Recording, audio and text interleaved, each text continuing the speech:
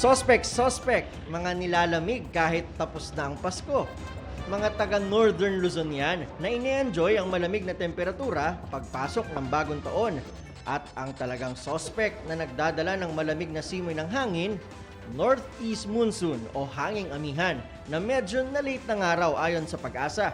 Yung mga past years po natin, usually malamig po natin panahon last week ng December or early January po natin.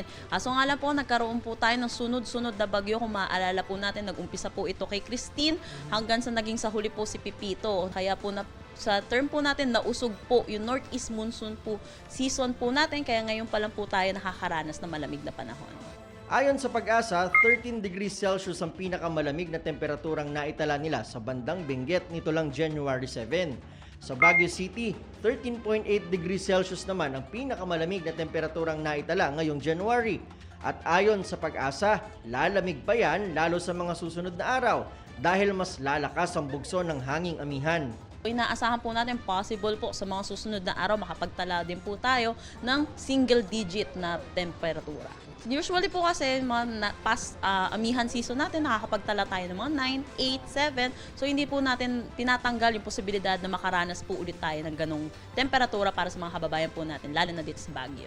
Kung bababa raw ng 3 to 4 degrees Celsius, dito na mararanasan ang pagkakaroon ng andap o yung pagyeyelo sa matataas na lugar.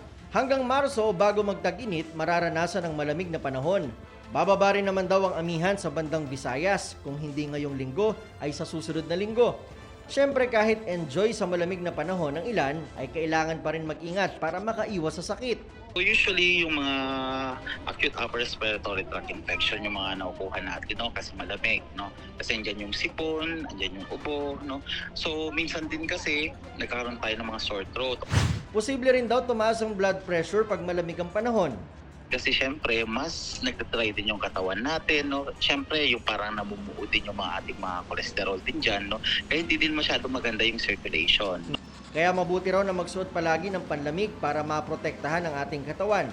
Uminom din daw ng tubig. Syempre, kung may kayakap, mas mainam din daw.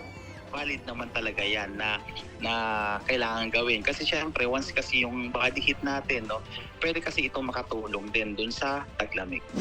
Para sa GMA Integrated News, Nico Wahe, ang inyong saksi. Mga kapuso, maging una sa saksi. Mag-subscribe sa GMA Integrated News sa YouTube para sa iba't ibang balita.